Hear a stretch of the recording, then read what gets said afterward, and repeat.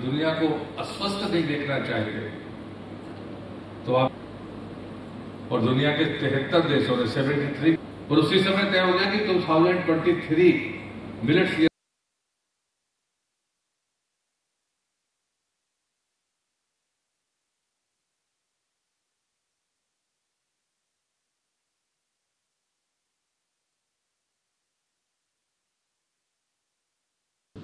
तो हमको प्रोसेसिंग करनी पड़ेगी।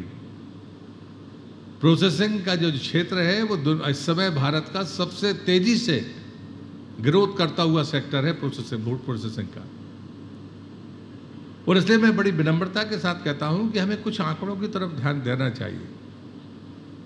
जहां तक सवाल हमारे सीरियन का है या भारतीय परंपरा के भोजन का है, वो दक्षिण का हो, उत्तर का हो, नॉर्थ ईस्ट का हो, वेस्ट का हो, उससे कोई फर्क नहीं पड़ता। हम दुनिया में सबसे बेहतर भोजन करने वाले लोग थे, जो भोजन भर नहीं करते थे, पेट भरने के लिए नहीं खाते थे। हम पौष्टिक भोजन करने वाले लोग थे। हमने गलत रास्ता अपनाया और उसी का परिणाम था कि हम कन्वर्ट हुए चावल पर, गेहूं पर। कितना पुराना, जरा पलट कर तो देखिए। जब तक हमारे पास में पैरामीटर, साइंटिफिक पैरामीटर नहीं थे, हमारे बुजुर्गों को समझ थी, वो हमसे ज्यादा समझ रखने वाले लोग थे, लेकिन साइंटिफिक पैरामीटर नहीं होने के कारण हमारा मजाक उड़ाया गया और कहा गया कि ये मोटा अनाज तो गरीबों का भोजन है, ये बड़े लोगों का भोजन नहीं है। और उससे हमको दूर किया गया। जो परंपरागत तरीके से हम पौष्टिक भोजन करते थे, उससे हमको दूर करने की कोशिश की गई और उसी का परिणाम है, या चाहे शुगर हो, चाहे हाइपरटेंशन हो, जो दुनिया की बीमारियां हैं उसके शिकार हम भी हैं। मुझे कहने में तकलीफ है, या दुनिया में जितनी आबादी है उसमें जितने बीमार लोग हैं, शायद दुनिया में इसके पहले कभी इतने बीमार लोग नहीं रहे। और इसका मुख्य कारण है हमारा खान पान का बिगड़ना। इसलिए भारत के लोगों के पास, भारत की इंडस्ट्री के पास, भारत के एंटरप्रेन्योर्स के साथ सामने 3 मौके हैं। दुनिया का बाजार, जहां तक वो पहुंच सकते हैं वो जा सकते हैं। दुनिया को स्वस्थ करने का अगर जिम्मा किसी के ऊपर है तो वो भारत के लोगों के ऊपर है। तो तीसरी बात है कि अगर हम ये मानते हैं कि हमारे पास में इतनी बड़ी मात्रा में रॉ मटेरियल है, हम अच्छे मैन्युफैक्चरर्स हैं, हमारे पास में रेसिपीज है, तो फिर हम देश के लोगों का भी भला करेंगे और दुनिया के लोगों का भी भला करेंगे। लेकिन आप एक्सपोर्ट क्या करते हैं? एक्सपोर्ट करते हैं आटा, चावल और शक्कर। तो जो दूसरी महत्वपूर्ण बात है जो मेरे इस भाषण का हिस्सा है, कि जरा इसकी भी तुलना करिए कि हम कितने गलत रास्ते पर गए। एक तो हम खाने के रास्ते पर गलत गए कि हमने जीन्स को बदला, पैटर्न को बदला। लेकिन दूसरा जो एक और गलत रास्ता था कि जो मिलेट्स है वो सबसे खराब जमीन में पैदा होता है, उसके लिए अच्छी जमीन की जरूरत नहीं। वो पहाड़ पर भी पैदा होता है, उत्तराखंड और हिमाचल में भी, दक्षिण में भी पैदा होता है, राजस्थान जैसे मरुस्थल में भी पैदा होता है और नॉर्थ ईस्ट में भी पैदा होता है। देश का कोई हिस्सा ऐसा नहीं है जहां पर मिलेट्स पैदा ना होता। दूसरी बात है कि सबसे कम पानी में होता है। बरसात के पानी में पैदा होने वाली फसल है। कम पानी गिरेगा तब भी वो पककर आपके दरवाजे पर आ जाएगा। फिर तीसरी बात है उसकी उम्र ज्यादा है। कोदो और कुटकी ऐसे मिलेट्स हैं, उनके बराबर दुनिया में किसी दूसरे अन्न की उम्र नहीं है। 15 ईयर्स, 15 साल तक वो बीज खराब नहीं हो सकता, ऐसा दुनिया में किसी और के पास में बीज नहीं है।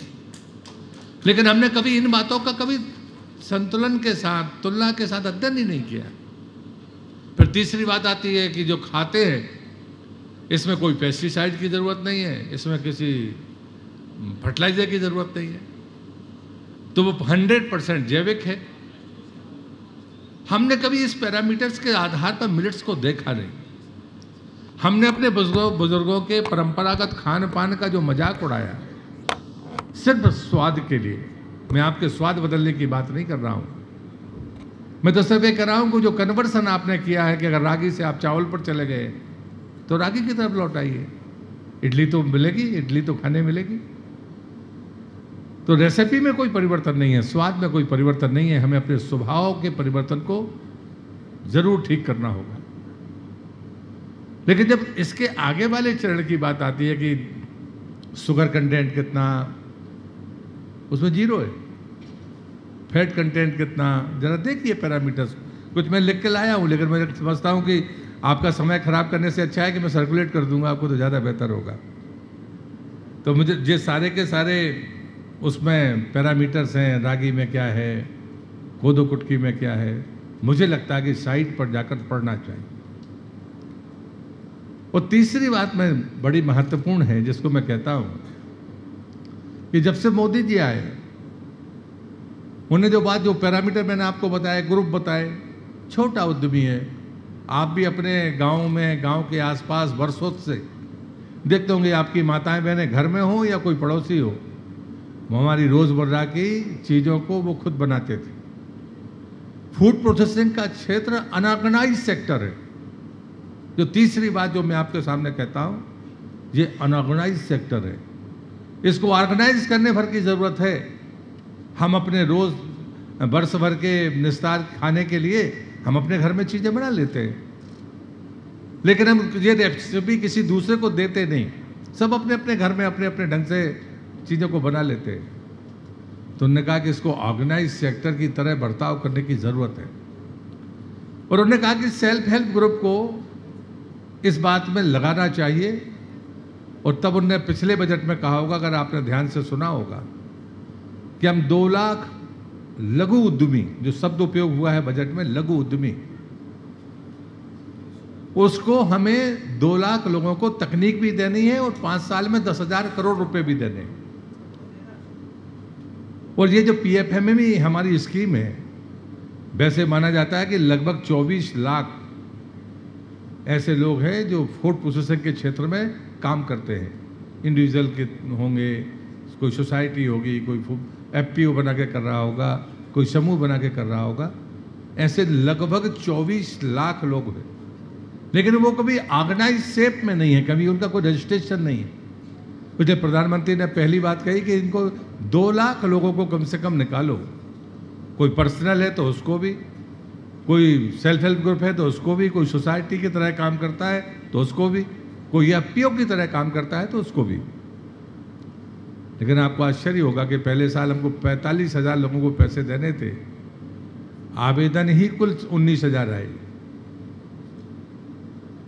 ये अनऑर्गेनाइज होने का कारण है, इन्फॉर्मेशन नहीं होने का कारण है। तो मैं आपके माध्यम से सभी निवेदन करता हूं कि आप तो समूह नहीं है, आप सेल्फ हेल्प ग्रुप नहीं है, आप सोसाइटी भी नहीं है, आप FPO भी नहीं है, लेकिन आप एंटरप्रेन्योर्स तो हैं, आप इंडिविजुअल तो हैं, एक कोई उद्योग तो चला रहे हैं। तो उसके नाते ही आप उन लोगों को कनेक्ट करके हम सिस्टम को ऑर्गेनाइज शेप में ला सकते हैं। PMFME सबसे बेहतरीन योजना है, जो गरीब आदमी को, जो आदमी मजदूरी कर रहा है, उसके अलावा भी वो पार्ट टाइम अपने आप में पैसा लेकर आपके लिए काम करने का काम कर सकता है। तकनीक आपकी होगी, रेसिपी आपकी होगी, वो एक अच्छे कुशल मजदूर की तरह आपका सहयोगी बनकर आपके लिए भी उपयोगी होगा, उसका भी भला होगा। और हम दुनिया के मार्केट में वो चीज़ दे सकते हैं जो शायद दुनिया चाहती है। और आज मैं गर्व के साथ कहता हूं कि जितनी जगह पर मैं जाता हूं, 20 राज्यों में, अभी 10 राज्यों में 19 जिलों को हमने ODOP मिलेट्स का तय किया है। लखनऊ से लगभग 7 जगह पे मैं गया हूं, और उसी लालच के कारण इतना परेशान होकर मैं इस कार्यक्रम में आया भी हूं कि हम सबको कहीं ना कहीं विचार करना। प्रधानमंत्री का कहना है कि एक बार इंटरेक्शन करो, जो आपके पास में अच्छा है वो शेयर करो सरकार को। मेरे पास में पैसा है लेकिन खर्च नहीं हो पा रहा है, ये बात मैं आपको जिम्मेदारी के साथ कह रहा हूँ। लेने वाले लोग कहाँ हैं? क्या काम नहीं कर रहे? लोग हैं, या तो उनको सूचना नहीं है, या उनके मन में हिचक है, या वो बाजार में खड़े हो पाने की स्थिति में नहीं है। हम मार्केटिंग और ब्रांडिंग के लिए भी पैसा देते हैं। और जब ऑनलाइन की बात प्रधानमंत्री ने कही थी, तो मैं उसका एक उदाहरण देता हूँ। तमिलनाडु का ही कोई एक समूह था जिसका आइटम PMO में सिलेक्ट हुआ और वो ऑनलाइन खरीदा गया। जब से ऑनलाइन व्यवस्था हुई है, उस समय किसी बड़ी इंडस्ट्री के प्लेटफॉर्म की ज़रूरत नहीं है, बड़े नाम की ज़रूरत नहीं है। आज एक्सपोर्ट करने वाले लोगों में समूह भी हैं, सेल्फ हेल्प ग्रुप भी हैं, एफपीओ तो है, सेल्फ हेल्प ग्रुप भी है। और इसलिए मैं कहता हूँ कि ये पहली सीढ़ी है जहाँ पर हम 10 लाख रुपए देते हैं और उसके बाद में उसमें 35% सब्सिडी है। वो गरीब आदमी, वो ऐसे लोग उसका लाभ ले सकते हैं। और दूसरी है जो सबसे लोकप्रिय स्कीम है वो हमारी PMKSY है, जिसमें मेगा फूड पार्क में यूनिट लगाना हो, APC में यूनिट लगाना हो, इंडिविजुअल उससे बाहर भी आपको लगाना हो। ये 5 करोड़ 10 करोड़ 15 करोड़ की लागत के शायद आप उन्हीं वर्गों में से होंगे, आप इसका लाभ ले सकते हो। साथ में ये भी हमने अवसर दिया कि अगर आपकी इंडस्ट्री है और आपको उसको कन्वर्ट करते हो फूड प्रोसेसिंग के लिए, तो आज भी आप मार्केट में अपना स्थान बना सकते हो। तो मुझे लगता है इस कन्वर्सन के लिए भी लोग तैयार हुए हैं। और इससे ऊपर जो सबसे बड़ी बात है वो PLI स्कीम, उसके लिए भी 10,000 करोड़ रुपए है। जब ये बातें आई तो प्रधानमंत्री जी का जो विजन था, जब आज की बात नहीं थी, ये कोरोना के पहले की बात, उन्होंने कहा कि भारत का खान पान दुनिया में पसंद किया जाता है, वो दक्षिण का हो उत्तर का हो, सारे लोग पसंद करते हैं। लेकिन चैलेंजेस क्या है? चैलेंजेस है कि हमारे पास में क्वालिटी पैरामीटर्स नहीं है, साइंटिफिक पैरामीटर्स ना होने के कारण हमारे मन में हिचक है कि मेरा कहीं सैंपल में गड़बड़ तो नहीं हो जाएगा, तो ऐसा ना हो कि पूरा का पूरा लाट मेरा रिजेक्ट हो जाए और मैं पहले दिन ही खत्म हो जाऊं। प्रधानमंत्री ने इस बात को गंभीरता से लिया। और दूसरा उन्होंने कहा कि हमारी इंडस्ट्री कितनी ही बड़ी हो, वो मार्केटिंग में अभी कॉम्पीट नहीं कर पा रही है दुनिया के दूसरे देशों के जो फूड प्रोसेसिंग के कंपनियां हैं उनसे। आप मुझसे ज़्यादा जानते होंगे कि भारत में विदेशी कंपनियां फूड प्रोसेसिंग में ब्रांड बनकर हमको सामान बेच रही है, लेकिन जिस खान पान को पूरी दुनिया पसंद कर रही है, एक भी भारतीय कंपनी बिस्किट को छोड़कर नहीं है तो दुनिया में अपना नाम रखती हो कि हम फूड प्रोसेसिंग के क्षेत्र से भारत से आए हैं और दुनिया में हम इस ब्रांड के नाम पर हैं। किसी का नाम हो तो बताइए। जब ये बात प्रधानमंत्री को लगी तो प्रधानमंत्री ने यही कहा कि सरकार को उनको मदद करनी चाहिए। और एक कैटेगरी PLI में 3 कैटेगरी है। एक रेडी टू ईट, हमारे यहाँ तो नौजवानों ने खाना शुरू किया है, हम सेना को बेचते हैं, दुनिया में तो रेडी टू ईट ही चलता है। तो ये पहली हमारी वो है कैटेगरी है कि जो रेडी टू ईट मैन्युफैक्चरिंग में लगे हुए फूड प्रोसेसिंग इंडस्ट्री के लोग हैं, उनको हम मदद करेंगे। दूसरी कैटेगरी है मार्केटिंग और ब्रांडिंग की, जिसकी चर्चा मैंने आपसे की है। और तीसरी है कि इनोवेटिव और ऑर्गेनिक। उदाहरण के लिए एक मुंबई का एक नौजवान उसमें सेलेक्ट हुआ जिनको दूध की एलर्जी है। उसने कोई एंजाइम मिलाकर उसको कहा कि साहब वो दूध से बना कोई भी प्रोडक्ट वो आदमी खा सकता है जिसको दूध की एलर्जी है। हमने उसको सेलेक्ट किया क्योंकि हम दूध के निर्यातक हैं, नंबर 1 के निर्यातक हैं दूध के। अगर दूध से बने हुए प्रोडक्ट को हमने इस आधार पर दुनिया में पहुंचाया कि एलर्जी के कारण जो लोग नहीं खाते अगर वो खा सकते हैं, तो क्या भारतीय उद्योगपति को या हमारे उस रॉ मटेरियल को जिसको हम एक्सपोर्ट कर रहे हैं, क्या उसको मल्टीप्लिकेशन नहीं मिलेगा? निश्चित रूप से मिलेगा। और इसलिए मुझे लगता है कि ऑर्गेनिक की डिमांड दुनिया में है, इनोवेटिव की डिमांड दुनिया में है, रेडी टू ईट की डिमांड दुनिया में है, और अब तो मिलेट्स की डिमांड इतनी बड़ी हो गई है कि हमारे सामने अवसर ही अवसर है। ज़रूरत है कि हम उन बातों को कैसे, इन बातों को आगे बढ़ाने के साथ काम करेंगे, इसमें गति की मित्रों ज़रूरत है। G20 की अध्यक्षता जब भारत को मिली तो प्रधानमंत्री ने शपथ लेते ही कह दिया था कि दुनिया के जो भी मेहमान हमारे सामने आएंगे हम उनको मिलेट्स का ही नाश्ता कराएंगे, दूसरा नहीं कराएंगे। अगर दक्षिण में वो जाएंगे तो दक्षिण में होने वाला हमारा जो श्री अन्न है उसका ही नाश्ता उनको मिलेगा। दूसरा काम मंत्रालय ने किया, वो निवेदन मैं आप सबसे भी करता हूँ। जैसे ही G20 की बैठकें शुरू हुई उसके पहले हमने सिर्फ इतना काम किया कि बेस मिलेट्स का होगा, लेकिन मैं चावल का बना पोहा खाता हूँ, इडली खाता हूँ। हो सकता है वो बेचारे ना खा पाते हो, उनका स्वाद अलग किस्म का है, वो नूडल्स के रूप में पसंद करते हैं। बात वही है, हमारे यहाँ सेवइयाँ बनती हैं, वो नूडल्स कहते हैं, तो नूडल्स बना दो। बनाना काय से? बनाना रागी से, बनाना ज्वार से, बाकी चीज़ों से। वो बिस्किट खाते हैं, हम मल्टी ग्रेन बिस्किट बना के दे सकते हैं। और भी इसलिए जितनी रेसिपी उनकी थी, जितने फूड लैब है, ये सारे पैरामीटर, और इनकी एक कंपनी है जो यहाँ पर पैकेजिंग का काम करती है, नाम मेरा है, पैकेजिंग वाला भी मुझे यहाँ पर मिल गया, बनाने वाले लेबर्स पर मेरे हैं, रेसिपी मेरी है, लेबर्स भी कभी बार यही देते हैं। तो बोले मेरा लगा क्या, मैं तो रेसिपी लेकर आया था और एक्सपोर्ट करने के लिए अपने नाम से यहाँ से एक्सपोर्ट कर रहा हूँ, जो इनकी कीमत होती है वो उसको कीमत में दे देता हूँ। उनसे मैंने पूछा कि आपने इनको अनुमति क्यों दी? बोले जो बड़ी इंडस्ट्री आती है वो महीने भर के लिए लेती है, लेकिन बाद के 2 महीने हमारे पास खाली होती है कॉमन फैसिलिटीज़। तो हमारे लिए वो खाली रहने का मतलब है सफ़ेद आती है, या तो हम उसको बंद करें या फिर हम चालू रखें तो हम बिजली का खर्चा होगा। तो ये हमारे लिए भी फायदेमंद है। कुल मिलाकर अकेले कोई चल नहीं सकता, हमें तय करना होगा कि हम एक दूसरे को अन्याश्रित होकर कैसे सहयोग कर हम अपने लक्ष्य को प्राप्त कर सकते हैं। आप भी लाभ कमाएं, समाज में जो लोग आपसे जुड़े हैं उनको भी लाभ मिले और फिर देश को भी लाभ मिले और दुनिया में उसका नाम हो। जब दुनिया में आपका नाम होगा तो देश का नाम जरूर होगा, ये भारत सरकार मानती है।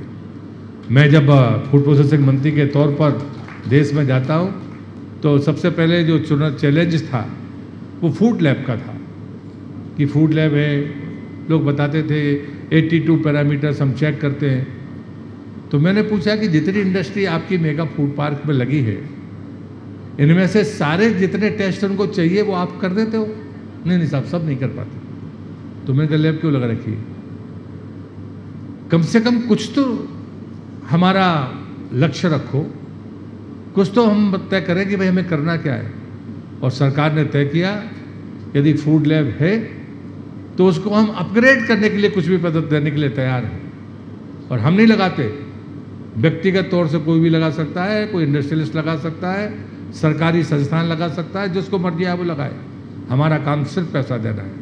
लेकिन हमारा जो मैंडेट है वो मैंडेट है कि 200-300 किलोमीटर में अगर कोई भी इंडस्ट्री हो, उसको अगर किसी भी प्रकार का सैंपल कराना हो, अगर वो एक्सपोर्ट करे या डोमेस्टिक मार्केट में जाए, आपके पास में वो टेस्ट करने की ताकत होनी चाहिए। हम ये मानते हैं कि कोई भी सैंपल 2 घंटे से 3 घंटे की दूरी पर नहीं जाना चाहिए, तो उसका भी भला होगा, क्वालिटी पैरामीटर्स बेहतर होंगे, एक्यूरेसी उसमें आएगी और हम आगे बढ़ेंगे। ये मैपिंग भारत सरकार ने कर ली, हम उस पर आगे चल रहे हैं। अभी हमने मिलेट्स पर भी काम शुरू किया है और मिलेट्स में जो मैंने आपको संख्या बताई थी वो तो मैंने आपको बता ही दी है, लेकिन इसके अलावा भी हम जितनी हमारी स्कीम्स हैं उन सारी स्कीम्स के बारे में बड़ी विनम्रता से मैं कहूँगा कि एक बार आपको हमारी साइट पर जाना चाहिए और तीनों इन स्कीम्स को देखिए, तो मुझे लगता है कि उसका फ़ायदा होगा। राज्यवार मिलेट्स की अपनी अपनी अलग अलग वैरायटीज़ हैं, उनको भी हम काम करें। इन्फॉर्मेशन के लिए मैं 3 नाम जरूर लूँगा कि जो मार्केटिंग और ब्रांडिंग की बात चलती है, ये तीनों नाम ऐसे हैं कि इनके गूगल पर जाकर देखेंगे तो पहले ये सोसाइटियाँ थी, बाद में उन्होंने अपने आप को डेवलप किया। ये सोमा दाना ठाणे महाराष्ट्र की कंपनी का ग्रुप है, जिसे मिलेट के आटे के लिए लॉन्च किया गया है। इसने हमको मार्केटिंग ब्रांडिंग के लिए आवेदन किया था। जब उससे हम लोगों ने नेगोशिएशन किया कि आप जब आटा बना रहे हैं तो आप मिलेट्स का बना दो, वो तैयार हो गए और ये ब्रांडिंग के लिए दुनिया के मार्केट में हमको रेडीमेड चीज़ मिली।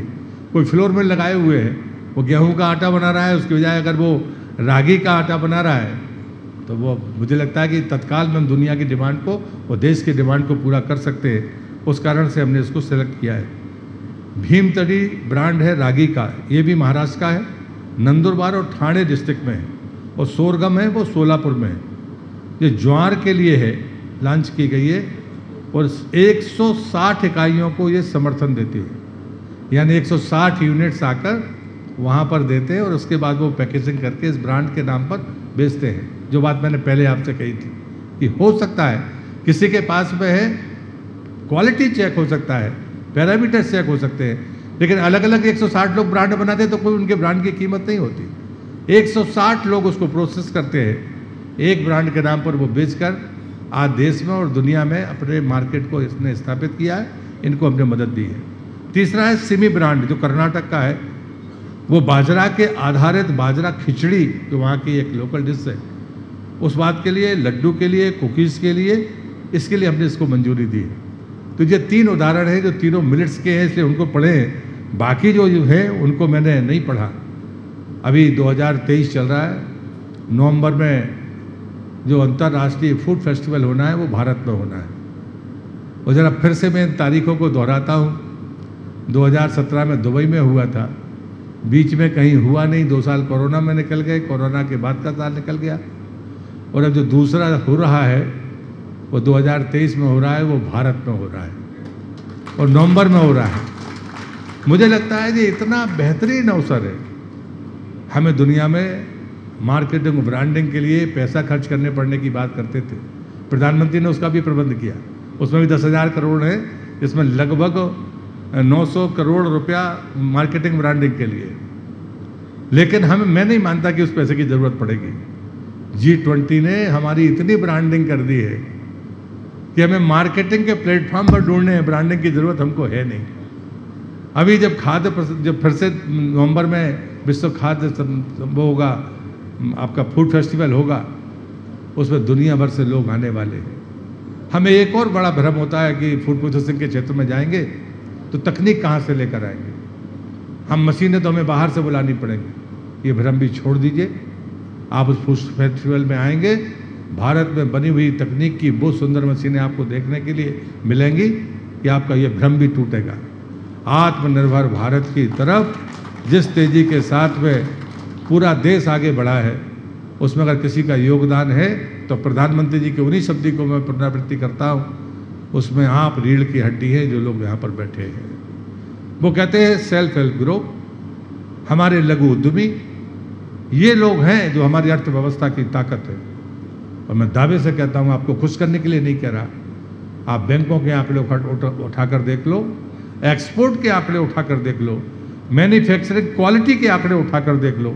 हाँ, कुछ चैलेंजेस हमारे सामने थे, जो छोटे उद्यमी थे, वो टेस्ट कराने के लिए कहाँ पर जाएं, उसका खर्चा बहुत था, लाट को कैसे करें, एक्सपोर्ट करने के लिए जो टर्म कंडीशंस उनको कैसे फुलफिल करें। उसका एक उदाहरण देकर मैं अपनी बात खत्म करता हूँ।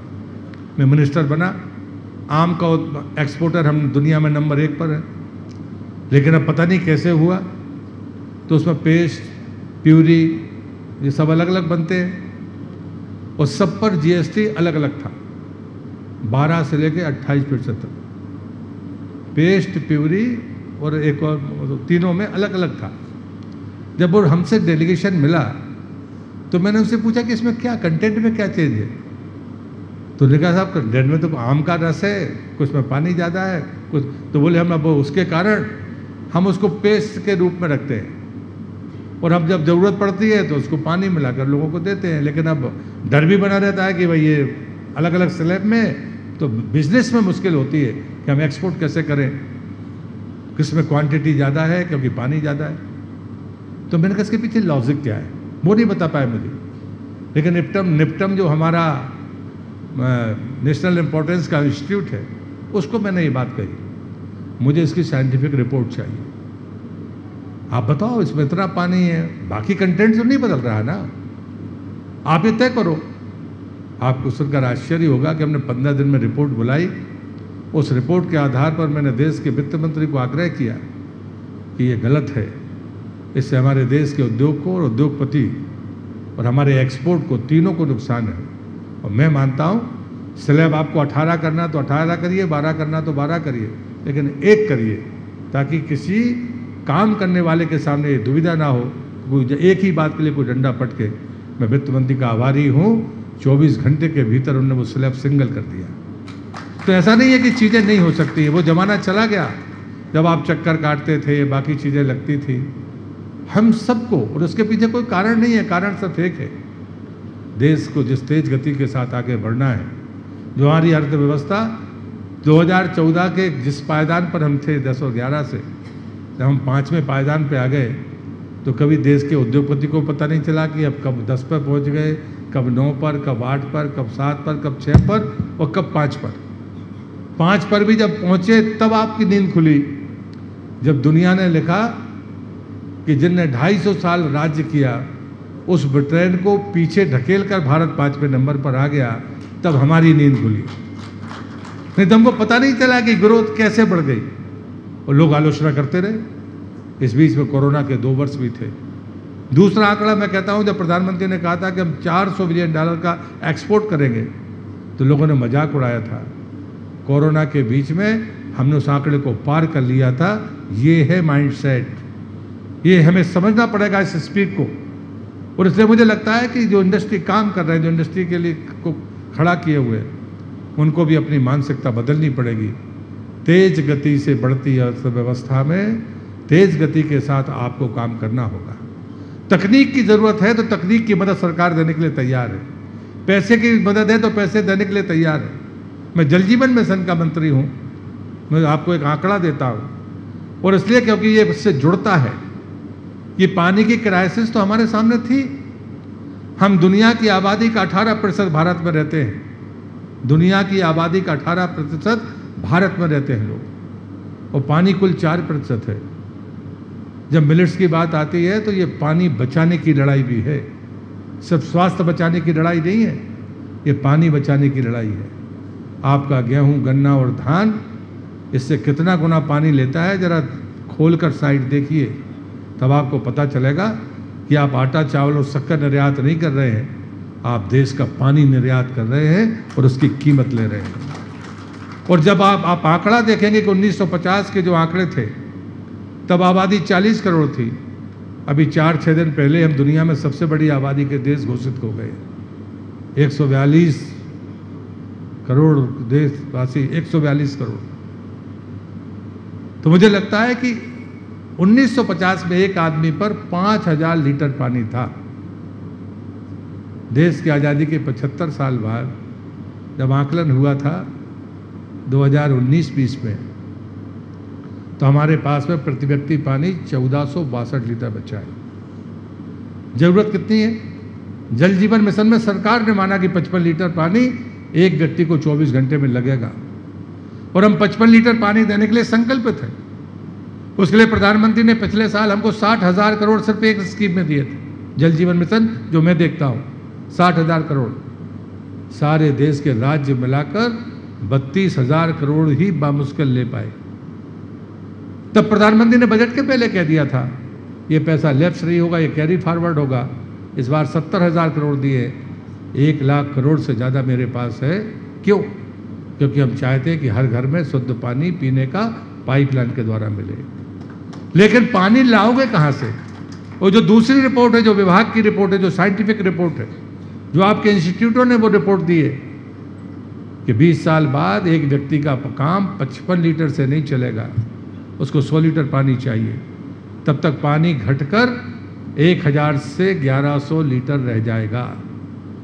मैं आपसे विनम्रता से पूछता हूँ, विकास की इस दौड़ में क्या इस सच्चाई को हम नज़रअंदाज करेंगे?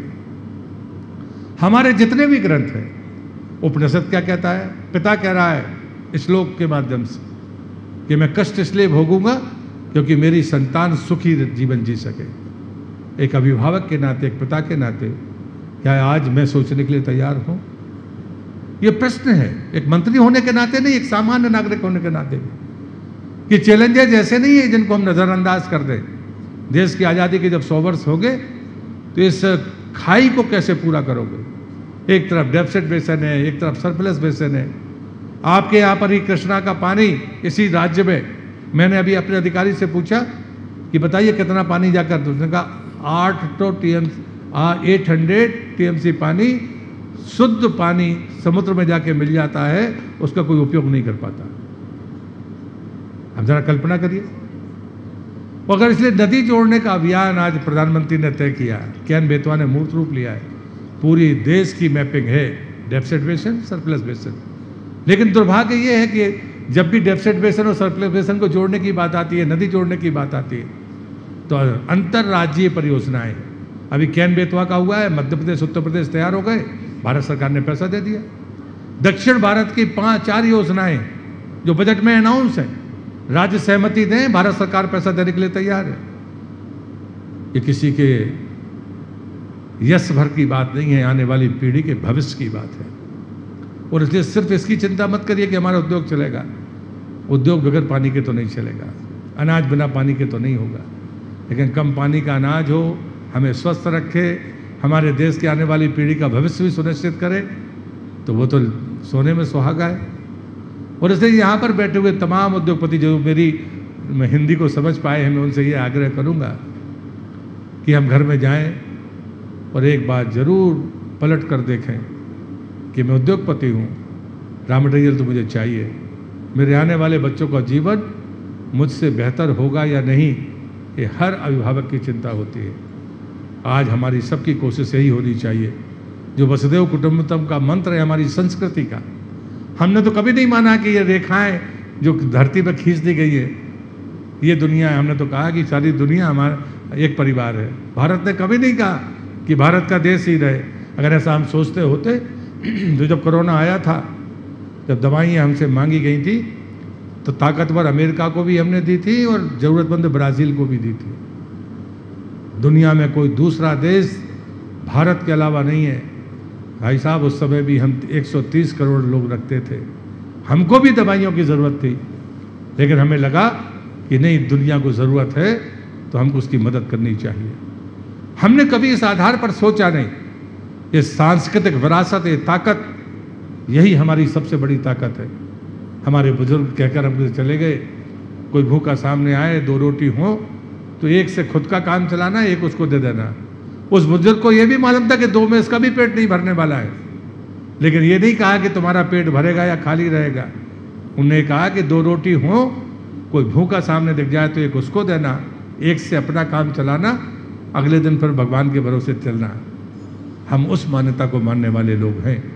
इसलिए इंडस्ट्री के यहाँ पर उपस्थित सभी लोगों का मैं हृदय से धन्यवाद करता हूँ कि आपने मेरी बात को शांति से सुना। शुभकामनाएं देता हूँ कि आप आगे बढ़े। आप आगे बढ़ेंगे तो देश भी आगे बढ़ेगा। हम आपको इस बात के लिए और भी बधाई देते हैं और निवेदन करते हैं कि हम अपना सोचें, पर आने वाली पीढ़ी का भी सोचें। जब देश की आज़ादी के 100 वर्ष होंगे तब भारत कैसा होगा। यही बात प्रधानमंत्री ने कही थी 19 के चुनाव के पहले कि देश की आज़ादी के 75 वर्ष होंगे तब देश कैसा होगा। उस समय में देश का कल्चर मिनिस्टर था, कल्चर और टूरिज्म का काम देखता था। महात्मा गांधी की 150वीं जयंती थी, तो उन्होंने कहा था कि हम क्या देंगे महात्मा गांधी की 150वीं जयंती पर। तो उन्होंने सिर्फ एक लाइन में कहा था कि गांधी को स्वच्छता पसंद थी, हम भारत को स्वच्छ बनाकर उनके चरणों में अर्पित करेंगे। पूरी दुनिया ने हमारा आकलन किया था कि 2030 तक अगर भारत स्वच्छ हो गया, खोले से शौच से मुक्त हो गया, तो भारत बड़ा काम करेगा। ये भारत के लोग थे, ये प्रधानमंत्री की जागरण की ताकत थी, हमारी सांस्कृतिक विरासत का महत्व था। हमारे बच्चों ने हमारा हाथ पकड़कर हमको खुले शौच से मुक्त कर दिया। और 11 साल पहले, दुनिया के अनुमान के 11 साल पहले भारत को स्वच्छता का तगमा मिला और हमने स्वच्छ भारत गांधी के चरणों में अर्पित किया है। हमारे पास सामर्थ्य, वो भरोसा फिर से लौटा है। 21वीं सदी का भारत है जो दुनिया में राज करने वाला है। हम लोगों की भूख भी बुझाएंगे, लोगों का स्वास्थ्य भी ठीक रखेंगे, हम उसे लूटेंगे नहीं। जैसे हम स्वस्थ दुनिया चाहते हैं, लोग स्वस्थ रहेंगे तो अच्छा सोचेंगे, अच्छा बोलेंगे, अच्छा करेंगे। युद्ध जैसी अशांति से हम लोगों को मुक्त करा पाएंगे। ये भारत का संदेश है और उसमें आप एक अच्छे निमित्त के तौर पर हैं। आपको मैं शुभकामनाएं देता हूँ। आपने मुझे आमंत्रित किया, बहुत बहुत धन्यवाद। वंदे मातरम, भारत माता की जय।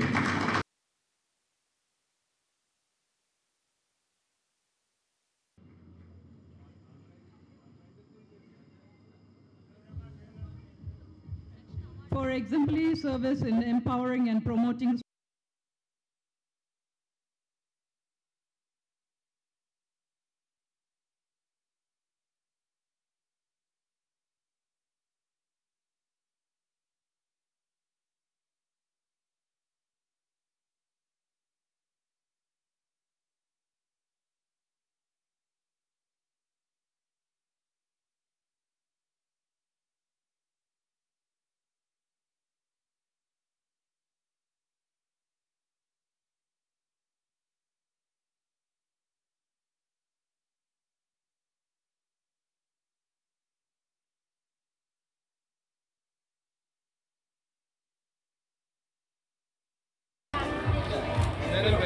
पहली बार नहीं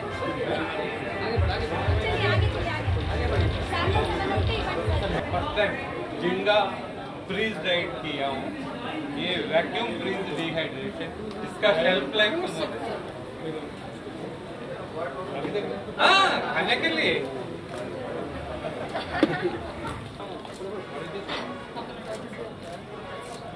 अच्छी गाड़ी होगी, बता रहे थे इसको लेके जाना मुश्किल काम है ना, कांच का।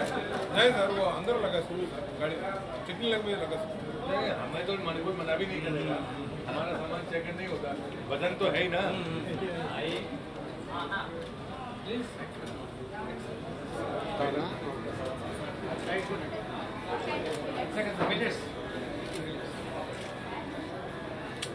बाहर से खरीदते हो कि पैक करते हो? पूछो जरा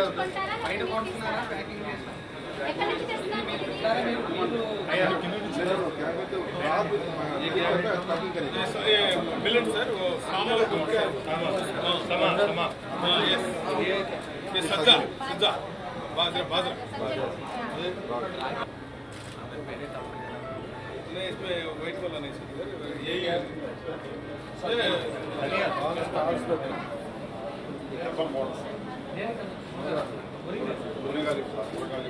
मुझे दिया है आपने, ये मेरे क्लासमेट है। दोनों चीजें ले ले ले ले हम एक्सपोर्ट कर रहे हैं। हाँ, हम भी ग्लोबल मार्केट में कुछ कर रहे हैं, मतलब ये पैक लाइफ कितनी है इसकी? 18 मंथ्स। 18 एक्सपोर्ट ओपन होने के बाद ओपन होने के बाद नॉर्मल खाना के जैसा। नहीं, कितने दिन 6 दिन 4 दिन? नहीं, एक दिन में हो जाएगा। खराब हो जाएगा उसके बाद? आज जैसे घर का खाना है वैसे अगर ओपन हो ये करीज भी है, हम मिलेट्स भी कर रहे हैं।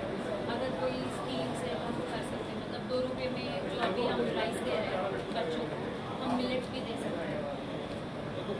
आजकल बच्चों को मिलेट्स के लिए अलाउ किया है सरकार ने, जो करना राज्य को है, हमको तो करना नहीं है, हमने परमिशन दे दी है कि मिलेट्स दोगे तो ज़्यादा बेहतर, ये बोला है।